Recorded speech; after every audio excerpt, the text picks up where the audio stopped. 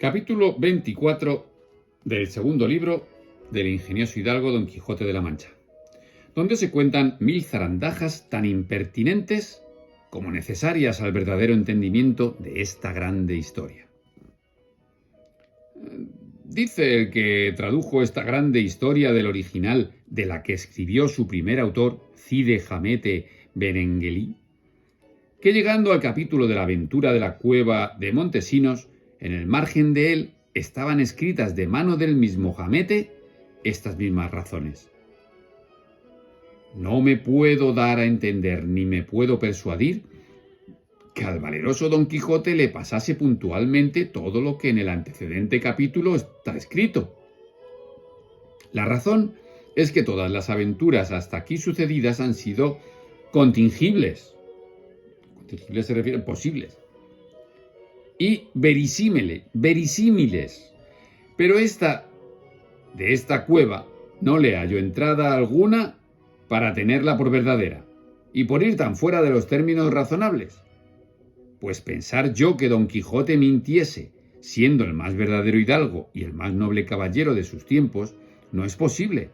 Que no dijera él una mentira si le asaetearan. Por otra parte, considero que él la contó y la dijo con todas las circunstancias dichas, y que no pudo fabricar en tan breve espacio tan gran máquina de disparates. Y si esta aventura parece apócrifa, yo no tengo la culpa, y así, sin afirmarla por falsa o verdadera, la escribo.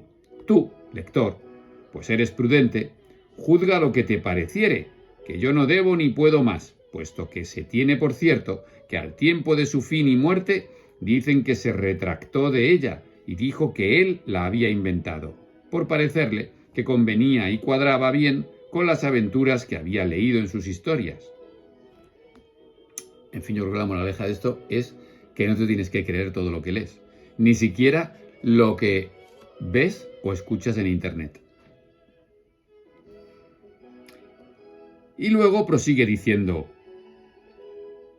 espantóse el primo así del atrevimiento de Sancho Panza como de la paciencia de su amo, y juzgó que del contento que tenía de haber visto a su señora Dulcinea del Toboso, aunque encantada, le nacía aquella condición blanda que entonces mostraba, porque si así no fuera, palabras y razones le dijo Sancho que merecían molerle a palos, porque realmente le pareció que había andado atrevidillo con su señor, a quien le dijo: yo, señor Don Quijote de la Mancha, doy por bien empleadísima la jornada que con vuesa merced he hecho, porque en ella he granjeado 4 cosas. La primera, haber conocido a vuesa merced, que lo tengo a gran felicidad. La segunda, haber sabido lo que se encierra en esta cueva de Montesinos, con las mutaciones de Guadiana y de las lagunas de Ruidera, que me servirán para el Ovidio español. Hasta el que lo dice es el bachiller. Que me servirán para el Ovidio español que traigo entre manos. La tercera, entender la antigüedad de los naipes, que por lo menos ya se usaban en el tiempo del emperador Carlomagno, según puede colegirse de las palabras que vuesa merced dice que dijo Durandarte, cuando al cabo de aquel gran despacio que estuvo hablando con él Montesinos, él despertó diciendo paciencia y barajar. Es verdad que dijo eso, pues quiere decir que ya entonces existía la baraja.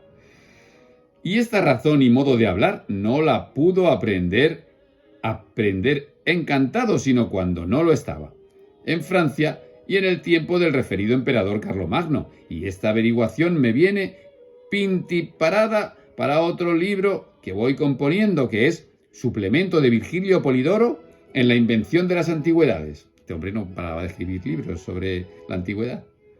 Y creo que en el suyo no se acordó de poner la de los naipes, como la pondré yo ahora, que será de mucha importancia, y más alegando autor tan grave y tan verdadero como es el señor Durandarte. La cuarta es haber sabido con certidumbre el nacimiento del río Guadiana, hasta ahora ignorado de las gentes.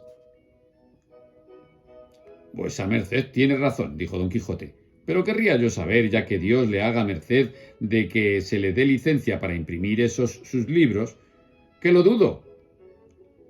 ¿A quién piensa dirigirlos?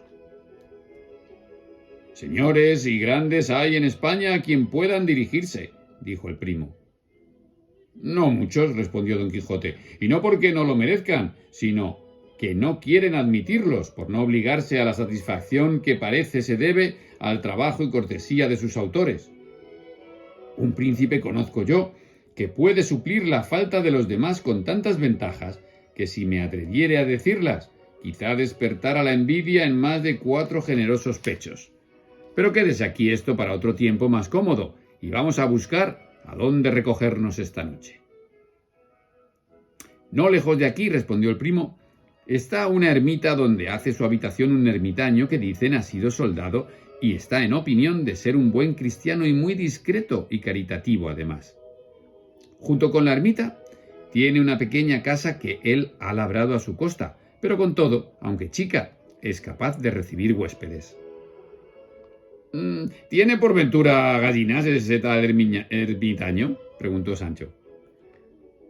Pocos ermitaños están sin ellas, respondió don Quijote, porque no son los que ahora se usan como aquellos de los desiertos de Egipto, que se vestían de hojas de palma y comían raíces de la tierra.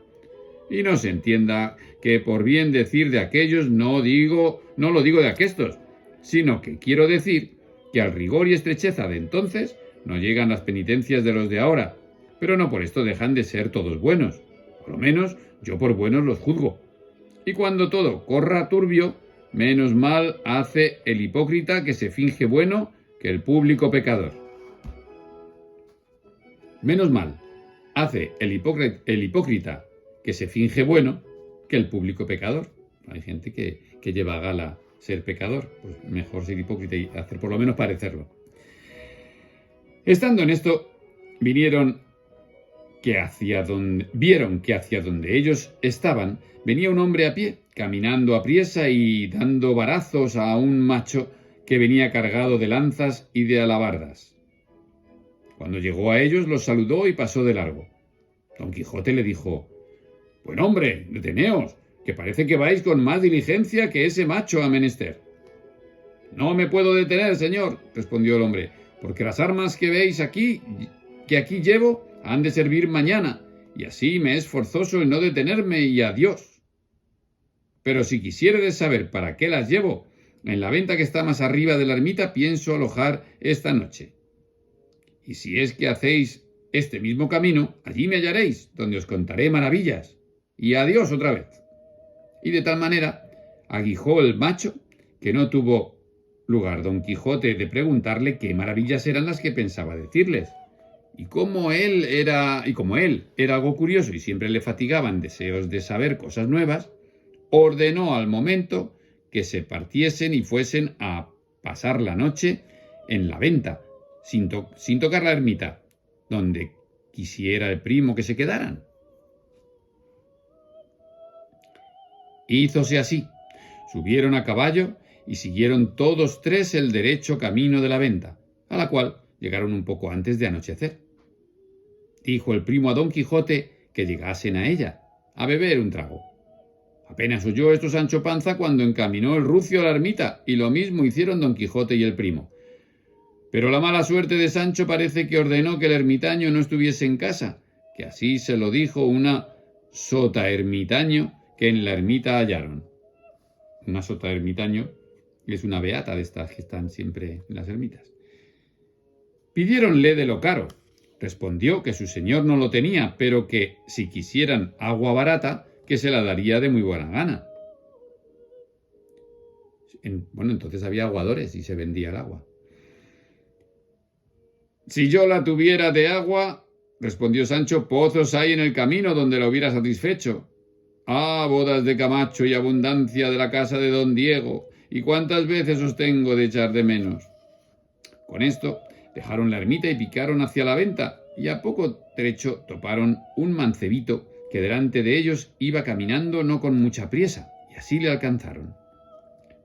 Llevaba la espada sobre el hombro, y en ella puesto un bulto o envoltorio, al parecer sus vestidos, que al parecer debían de ser los calzones o gregüescos, y herreruelo y alguna camisa, porque traía puesta una ropilla de terciopelo con algunas vislumbres de raso y la camisa de fuera.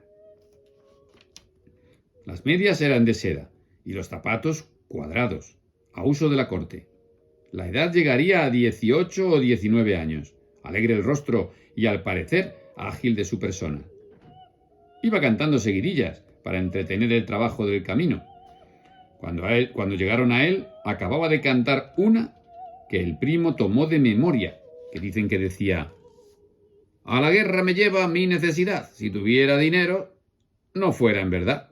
Es que entonces se podía pagar dinero para no ir a la guerra. El primero que le habló fue Don Quijote, diciéndole: «Muy a la ligera camina vuesa merced, señor galán. ¿Y a dónde bueno? Sepamos si es que gusta decirlo». A lo que el mozo respondió: «El caminar tan a la ligera lo causa el calor y la pobreza, y el a dónde voy es a la guerra». «¿Cómo la pobreza?», preguntó Don Quijote. «Que por el calor bien puede ser». «Señor», replicó el mancebo, «yo llevo en este envoltorio unos gregüescos de terciopelo compañeros de esta ropilla. Si los gasto en el camino, no me podré honrar con ellos en la ciudad, y no tengo con qué comprar otros. Y así, por esto, como por orearme, voy de esta manera hasta alcanzar unas compañías de infantería que no están 12 leguas de aquí, donde asentaré mi plaza, y no faltarán bagajes en que caminar de allí en adelante hasta el embarcadero, que dicen ha de ser en Cartagena. Y más quiero tener por amo y por señor al rey y servirle en la guerra que no a un pelón en la corte». ¿Y lleva vuesa merced alguna ventaja por ventura?, preguntó el primo. «Si yo hubiera servido a algún grande de España o a algún principal personaje», respondió el mozo, «a buen seguro que yo la llevara, que eso tiene que el servir a los buenos, que del tinelo suelen salir a ser alférez o capitanes, o con algún buen entretenimiento. Pero yo, desventurado, serví siempre a catarriberas y a gente advenediza, de ración y quitación, de salario y de dinero, en comida y en dinero, tan mísera y atenuada que en pagar el almidonar un cuello se consumía la mitad de ella, y sería tenido a milagro que un paje aventurero alcanzase alguna siquiera razonable ventura». «Y dígame, por su vida, amigo», preguntó Don Quijote, «¿es posible que en los años que sirvió no ha podido alcanzar alguna librea?». «Dos me han dado», respondió el paje, «pero así como el que se sale de alguna religión, antes de profesar le quitan el hábito y le vuelven sus vestidos, así me volvían a mí los míos mis amos, que acabados los negocios a que venían a la corte, se volvían a sus casas y recogían las libreas que por sola ostentación habían dado».